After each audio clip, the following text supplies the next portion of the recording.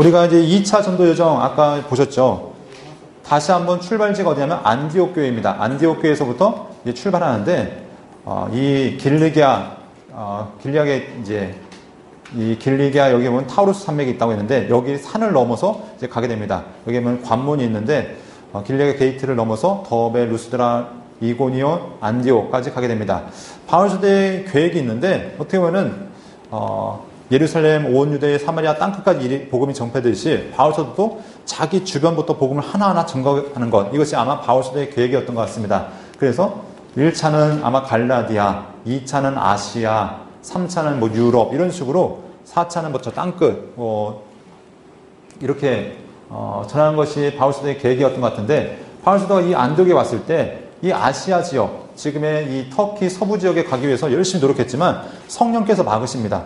그래서 결국은 길을 따라 가다 보니까 어디까지 오냐면 드로아까지 오게 되죠. 여기서 이제 그날 밤에 마게도냐 사람들이 와서 우리를 도우라는 그 환상을 보고 곧바로 이제 넘어갑니다. 그래서 사모드라게를 지나서 네아폴리, 빌립보. 그래서 이 네아폴리가 첫 번째 도시였고 이 큰 성에서 이 빌립보에 가서 이제 복음을 전합니다.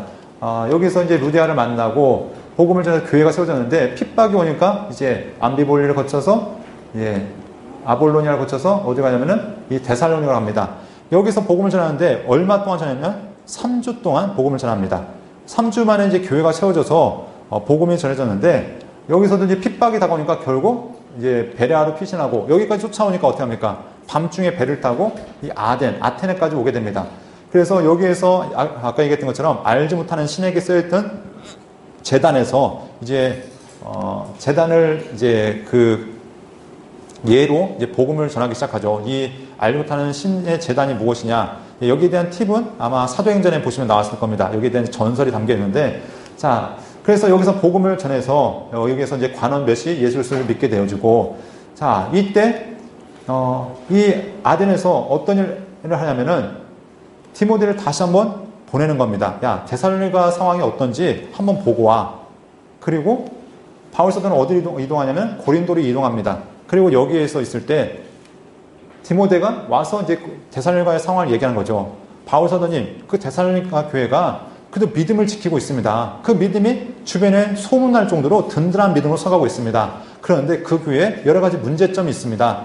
그랬더니 이 문제점의 해결책을 이제 제시하기 위해서 어떻게 합니까? 편지를 썼는데 그 편지가 데살로니가 전서입니다. 그래서 고린도에서 이 편지를 쓰게 되고 이 고린도에서 얼마나 있냐면 18개월, 1년 6개월 동안 머물러 있으면서 다시 한번 이 편지를 가져왔는데 얼마 있다 또 소식이 들려오기를 또 다른 문제가 발생했습니다. 그래서 두 번째 편지를 쓴 편지가 무엇일까요? 네, 어떻게 잘하세요? 데살로니가 후서라는 편지를 이렇게 쓰게 됐습니다. 네, 그리고 여기서 이제 갱그레아에서 돌아가는데 에베소를 거쳐서 가이사랴, 예루살렘 거쳐서 이렇게 쭉 안디옥까지 가는 것, 이것이 몇 차라고요? 2차 전도 여정입니다. 그래서 이렇게 2차 전도 여정 가운데 이 고린도에서 쓰여진 두 권의 편지가 바로 데살로니가 전서, 데살로니가 후서라는 편지입니다. 자, 그러면은 편지의 내용들을 함께 알아보도록 하겠는데요. 프로스 테살로니케이스 알파, 이것이 바로 데살로니가 교인들에게 보내는 첫 번째 편지, 이것이 데살로니가 전서고, 후서는 뭘까요? 프로스 데살로니케이스 베타가 되겠죠. 네. 그러면 기록자를 보면은 바울사도가 적었고요. 그리고 배경을 보면은 아까 얘기했던 것처럼 이 데살로니가 지역에 복음을 전했는데 이 데살로니가라는 말 자체가 데살로니키라는 이름에서 왔습니다. 이 데살로니키는 누구의 이름이었냐면 알렉산더의 여동생의 이름이었습니다. 그래서 알렉산더의 여동생의 남편이 이 도시를 건설해서 여기를 데살로니가라고 얘기했고, 당시 마게도냐 지방가 이 지금의 그리스 위쪽을 지금도 마게도냐라고 부르죠. 마게도냐 밑에 지방을 지금 그리스라고 부르지만 예전에는 아가야 지방, 그래서 마게도냐, 아가야 이렇게 부르면서 이 마게도냐 지방의 수도가 이 데살로니가였다라고 얘기하고 있습니다. 당시 인구는 한 20만 명 정도 살고 있었고 유대인들이 꽤 많이 거주했던 것으로 보여집니다.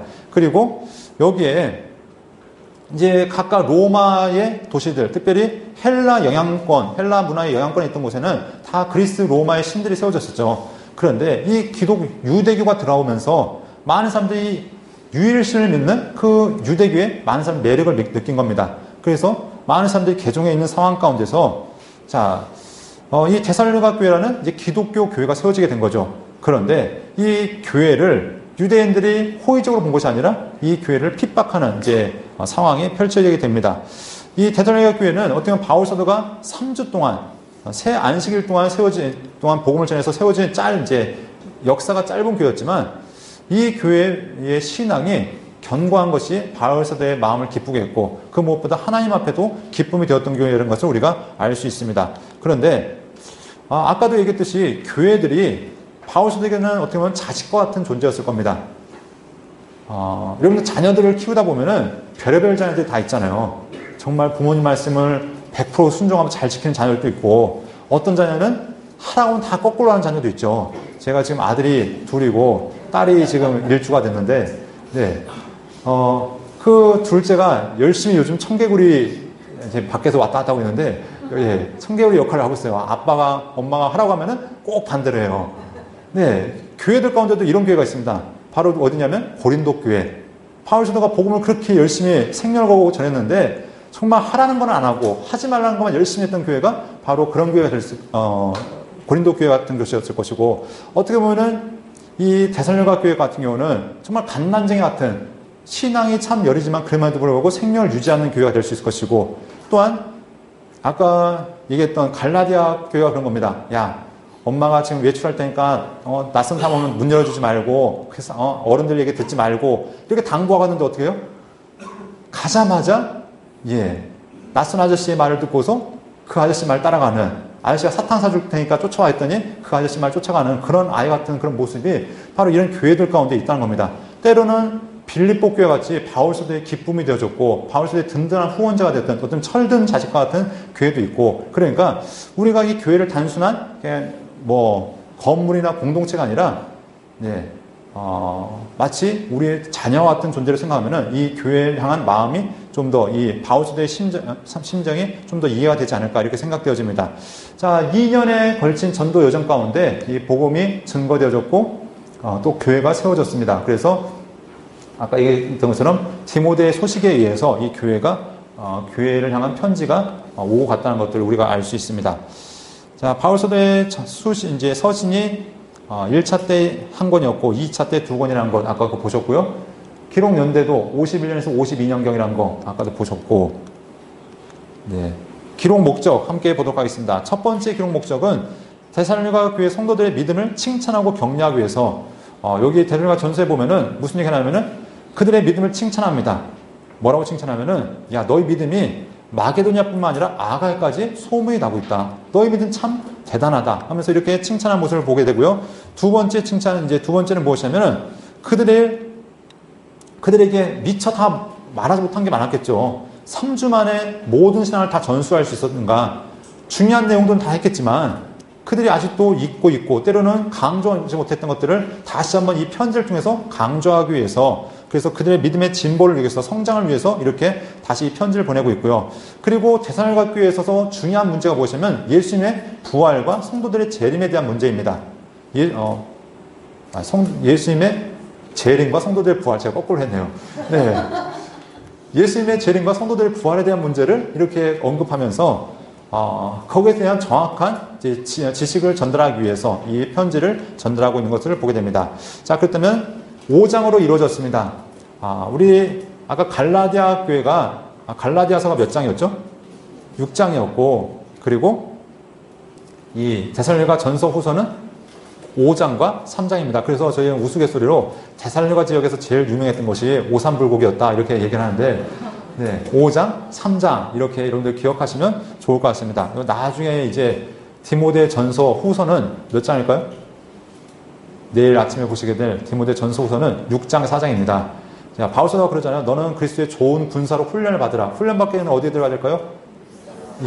육군 상관학과에 들어가야 됩니다. 그래서 육사 이렇게 기억하시면 좋은데 그렇다고 해서 정말 육사 간 건 아니기 때문에 여러분들 기억하시면 좋을 것 같고요. 자, 5장, 3장입니다. 그러면 어떻게 나눠볼 수 있는가? 먼저 1장부터 3장까지는 바울 사도가 이 디모데 성도들을 데살로니가 교회 성도들을 칭찬하는 이야기, 그들을 격려하는 이야기가 주를 이루고 있습니다. 그래서 영광과 기쁨인 데살로니가 성도들에 대한 이야기가 있고 뒤 4장과 5장은 이제 그들의 실제적인 문제들, 그들이 어떻게 살아야 되는지에 대한 문제들이 언급되어지는데 그들이 거룩한 삶을 향해서 달려가야 될 길들, 특별히 이 데살로니가 지역 자체가 이방인 지역이기 때문에 우상이 아주 판을 치는 지역이기 때문에 그 속에서 믿음을 지켜야 하는 것, 어떻게 살아갈 것인가.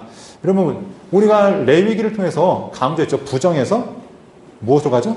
정결로 가고 정결에서 성결로. 이 얘기를 따는 얘기면은 부정한 자가 정결하게 되었다. 그리스도 안에서 구약에 의하면은 우리 구원받은 거죠. 하나님의 백성으로 인침을 받은 것이고 그 자가 어떻게 되는가?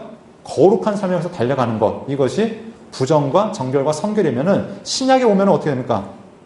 부정에서 정결이 되었다는 것은 우리가 믿음으로 의롭게 되어졌다. 지금 구원받은 것이 정결의 관계를 얘기할 수 있고 거기서 또 어떻게 됩니까?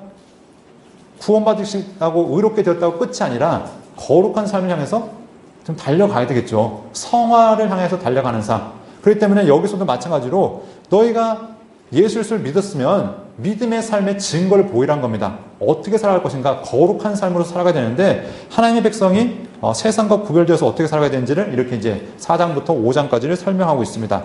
그러면 먼저 1장에 보면은 이제 감사의 이야기가 나오고 있습니다. 바울과 실라와 디모데가 이렇게 바울 사도가 이제 데살로니가 교회를 향해서 편지하고 있는데 그들의 믿음을 칭찬하면서 이렇게 합니다. 3절 말씀 함께 보겠습니다. 시작.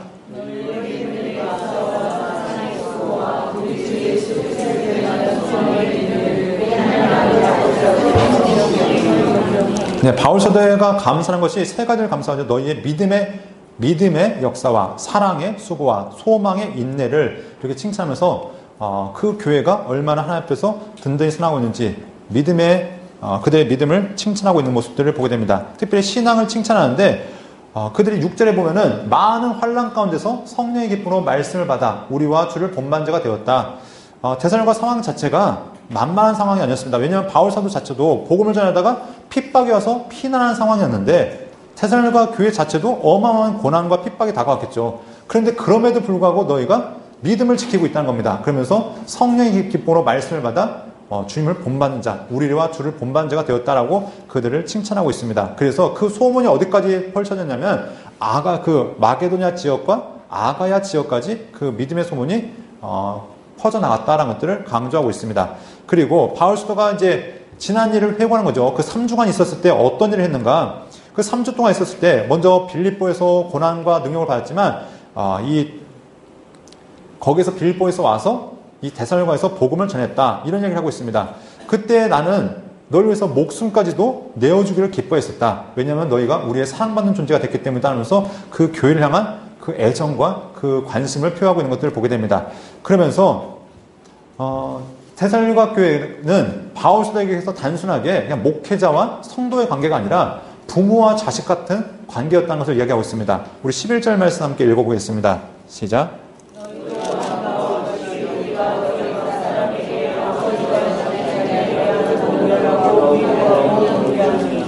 네, 보면은 여기는 아버지가 자녀에게 대하듯 한다 하는데 또 위에 보면은 6절, 7절에 봐도 유모가 자기 자녀를 기름과 같이 하였다. 그러니까 이 교회가 그냥 단순한 목회자와 성도의 관계가 아니라 너희는 우리 가족이다. 너는 내 자녀다. 이런 관계로서 이 교회를 향한 애정을 보여주고 있습니다.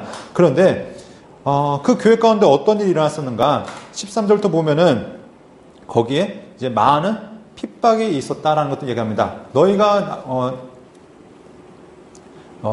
나와 관계 속에서 우리의 말을 전했던 말을 여기 13절부터 보면은 이제 평범한 사람의 말로 듣지 않고 하나님의 말씀으로 들었다라는 얘기가 더불어서 14절부터 보면은 그때 너희가 고난을 받았다. 그런 얘기를 하면서 그들의 이제 고난을 이겨낸 내용들을 이제 칭찬하고 있는 것들을 우리가 보게 됩니다. 자, 그러면서 하나님께서 너에게 고난 주신 자들에게 보응하시기 원한다는 것들을 얘기합니다. 우리 데살로니가 후서에 봐도 1장에 또 그런 얘기를 합니다. 너희에게 하나의 핍박한 자들이 그들 갚아주시길 원한다라고 얘기하는데 여기서 2장에서도 마찬가지로 그들을 핍박했던 모든 자들을 하나님께서 보응하시길 이렇게 바라고 있습니다. 자, 이제 계속해서 2장 17절부터 보면은 바울 사도가 무엇을 얘기하냐면은 다시 만났으면 좋겠다 이렇게 얘기하는 거죠. 얼마나 보고 싶을까요? 그 교회가 얼마나 든든히 선하고 있는지. 그래도 좀 장하잖아요. 3주 동안 자기는 복음을 전하고 그 핍박 때문에 피해 올 수밖에 없었는데 그 교회가 든든히 선하고 있다는 그 소식을 들었을 때 어떻게든지 최선을 다해서 빨리 가서 만나보고 싶은 것, 이것이 바울 사도의 심정이었을 겁니다. 그러면서 지금 잠시 떠난 것은 얼굴이지 마음은 너희랑 함께 있다, 이런 것들을 강조하고 있습니다. 그래서 내가 그러기 때문에 디모데를 너희에게 파송했다, 그 얘기를 하고 있습니다. 그리고 디모데가 가져온 소식을 듣고 내가 너희에게 이제 이 너희의 문제에 대한 해결책을 제시하겠다라고 얘기하고 있죠. 그래서 그들에게 이제 먼저 이야기하는 것이 무엇이냐면, 첫 번째, 너희 가운데 아직도 음란한 삶을 살아가고 있는 자들이 있다는 것을 들었다는 겁니다. 당시에 이방신의 제사는 기본적으로 성전에 창기들이 있었죠. 그래서 이방신의 축제에 참석하면은 당연한 과정으로 보시면 거기에 있는 여인들과 잠자리를 한 것으로 제사가 마무리되었습니다. 그들이 예수님 앞에 구주를 믿겠다고 돌아왔으면서도 불구하고 과거의 습관을 떠나지 못한 자들, 이런 자들이 있었겠죠. 또한 예수를 믿는다면서도 가정생활에 충실하지 않은 자들이 있었다면 그들이 얘기한 것이 무엇이냐면, 하나님의 뜻은 무엇이냐? 너희의 거룩함이다. 너희의 음란을 버리는 것, 이것이 바로 하나님의 뜻이라면서 너희의 아내를 거룩함과 존귀함으로 대해라. 이방인과 같이 살아가지 말라. 이것이 이야기합니다. 그러니까 마치 구약에 보면 하나님께서 이스라엘 백성들에게 끊임없이 강조하신 것이 무엇입니까? 너희가 가나안 땅에 가면은 그들과 언약하지 말고 그들을 쫓아내라. 왜냐하면 그들과 가까이 하면 너희가 우상에 빠질 수밖에 없기 때문에 그들을 멀리하라고 강조했던 것처럼, 마찬가지로 너희의 거룩함을 위해서 살아가라고 끊임없이 강조하고 있는 것을 보게 됩니다. 하나님께서 우리를 부르신 목적이 무엇이냐? 우리가 거룩한 것이다. 이것들을 이야기하고 있죠. 또한 형제 사랑에 대한 이야기도 하고 있습니다. 그들에 대해서 얘기하면서 너희가 그것은 잘하고 있다, 이것을 강조하고 있죠. 그러면서 바울 사도가 이제 뒤에 보면은 그 부활, 예수님의 재림과 성도들의 부활에 대한 이야기를 하고 있는데, 그들이 아까도 우리 사도행전 시간에 얘기했었잖아요. 그 재림에 대한 이야기를 하면서 사람들이 다 일손을 놓고 교회 가서 막 회개기도 하고 하는 것처럼, 당시 재림에 대한 기대가 있으니까 바울 사도는 예수님이 곧 오실 것이다, 이것이 항상 그의 메시지였는데, 이 얘기를 오해한 사람들이 어떻게 하면은 자기의 일터를 내팽개치고 가서 어떻게 하냐면, 내팽개치고 가서 사람들에게 이제 부담을 주는 겁니다. 매일 와서 교회 와서 먹고 자고 하면서, 야, 나 좀 돈만 꿔줘. 야, 어차피 우리 좀 있으면 부활할 건데, 이제 재림할 건데, 승천할 건데, 뭐죠? 휴거할 건데, 그때까지만 좀 참아줘 하면서 많은 사람들이 이렇게 사람들에게 짐을 지는 사람이 있었는데, 조용히 자기 일을 하고 너희 손으로 일하기를 힘쓰라 하면서 그들에게 강조하고 있는 것을 보게 됩니다. 그리고 외인에 대해서 단정히 행하고 아무 궁핍함이 없게 하라, 이런 것들을 이야기하고 있고요. 자, 이제 데살로니가 교회의 어떤 핵심적인 내용입니다. 데살로니가 전서와 더불어서 고린도전서 15장에 나오는 이야기, 예수님의 재림과 부활에 대한 이야기가 바로 이제 강조가 되어지는데, 자, 그들에게 이제 질문이 있는 겁니다. 야, 우리가 예수를 믿다가 고난받다가 이게 죽는 사람들이 있는데 그들은 과연 어떻게 될 것인가? 또한 예수님이 다시 오신다고 얘기는 들었는데 우리 잘 기억이 안 나는데 바울 사도가 뭐라고 했었지? 이런 자들에게 지금 바울 사도가 다시 한번 예수님의 재림과 그 강림하심과 성도들의 부활에 대한 이야기를 강조하고 있는 것입니다. 자, 14절 말씀 함께 읽어보도록 하겠습니다. 시작.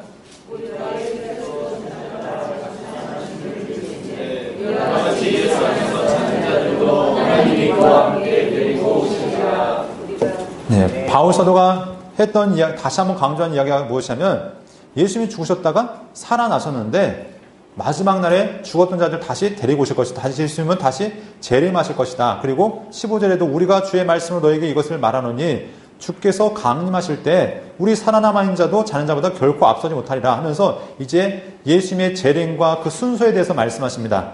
첫 번째는 죽었던 자들이 살아날 것이고, 그리고 두 번째는 살아있는 자가 주님 앞에 서게 될 것이다. 바울 사도의 신학은 무엇이냐면, 죽은 자들은 어떤 상태에 있냐? 잔다라고 바울 사도는 이렇게 얘기합니다.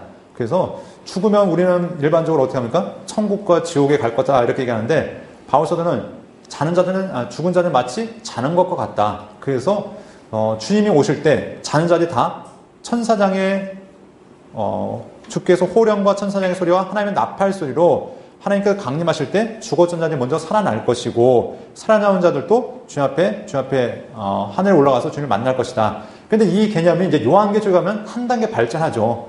네. 하나님께서 무조건 그냥 자는가? 아니라고 말씀하죠. 뒤에 이제 19장 20장에 가면은 이제 천년왕국을 이야기하면서 순교자들을 주님께서 먼저 택한 자들을 주님께서 먼저 그 성도들과 함께 천년왕국을 보내실 것이다 라고 말씀하면서 거기에 이제 또 한 가지 추가되어지지만, 자, 일단 바울 사도가 주님의 강림과 성도의 부활에 대한 이야기를 이렇게 강조했던 것을 보게 됩니다.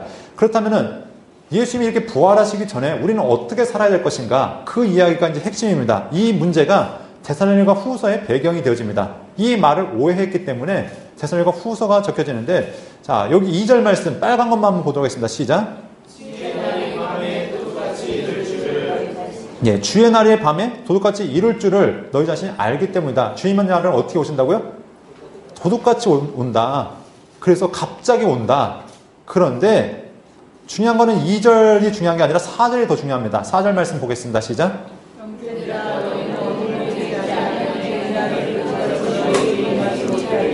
예, 여러분, 주님의 날이 도둑같이 옵니까? 오지 않습니까? 네, 두 가지를 다 읽었는데, 예, 도둑같이 온다라고 얘기했죠. 그런데 우리한테는 어떻게 되는가? 믿는 자들에게는 도둑같이 오지 않는다는 겁니다. 왜냐하면 우리는 어둠 가운데 있지 않기 때문에, 우리는 왜냐하면 빛의 자녀이고 깨어있기 때문에 우리는 도둑같이 임하지 않는다. 그렇기 때문에 그날을 준비해야 된다. 이것이 바울의 이야기입니다. 그러니까 첫 번째 뭐라고 얘기했습니까? 도둑같이 오시는데 우리한테는 해당이 안 된다. 왜냐하면 우리는 깨어있기 때문에 그날을 준비해야 된다. 이것이 바울 사도의 이야기였다는 것입니다. 그랬더니 그러면서 이제 바울 사도가 무슨 얘기를 하냐면은 우리 유명한 구절이 있습니다. 항상 기뻐하라, 쉬지 말고 기도하라, 범사에 감사하라. 이는 그리스도 예수 안에서 너희를 향하신 하나님의 뜻이니라. 우리가 요절로 외우고 액자로도 하고 많이 하는데 하나님의 뜻이 마치 세 가지인 것만으로 오해합니다. 항상 기뻐하고 쉬지 말고 기도하고 범사에 감사하는 것. 근데 하나님의 뜻은 어디부터 시작되냐면 이 말씀의 시작은 14절부터입니다. 또 형제들아 너희를 권면하노니 게으른 자들을 권면하며 마음이 약한 자를 격려하고 힘이 없는 자를 붙들어주며 오래 참고 악으로 악을 갚지 말고 서로 대하든지 모든 사람을 대하든지 항상 선을 따르고 항상 기뻐하고 쉬지 말고 기도하고 범사에 감사하고 이것이 하나님의 뜻이다. 그러니까 세 가지, 항상 기뻐하고 쉬지 말고 기도하고 범사에 감사한 것만 하나님의 뜻이 아니라 14절부터 쭉 언급한 것이 다 하나님의 뜻이다라고 얘기합니다. 근데 왜 세 가지만 하는가? 간단하니까. 네. 하지만 우리가 어떻게 살아야 되는가? 하나님의 뜻을 온전히 행하면서 살아가야 된다라고 이제 강조하면서 바울 사도가 마지막 부탁하는 것이 무엇이냐면 주님의 다시 주님께서 너희의 영과 혼과 몸을 예수님 오시기까지 온전히 흠없이 보존하시길 원한다 하면서 내가 너희를 빨리 보기 원한다 하면서 이 편지를 이제 주면서 마치고 있는 것들을 보게 됩니다. 여러분, 이렇게 하면서 바울 사도가 데살로니가 교회를 향한 격려와 또 그들을 향한 권면을 이 데살로니가 교회를 통해서 말씀했습니다. 자, 이렇게 이제 편지가 보내지고 얼마 안 있다가 또한 이제 소식이 들려오기를 그들이 믿음을 잘 지키고 있지만 그들 가운데 이단이 나타났다는 소식을 들었습니다. 또한 그들 성도들의 삶이 지금 바울 사도가 기대했던 삶과는 전혀 다른 삶을 살고 있다는 그런 소문이 들려오죠. 그래서 쓴 편지가 무슨 편지일까요? 네, 데살로니가 후서입니다.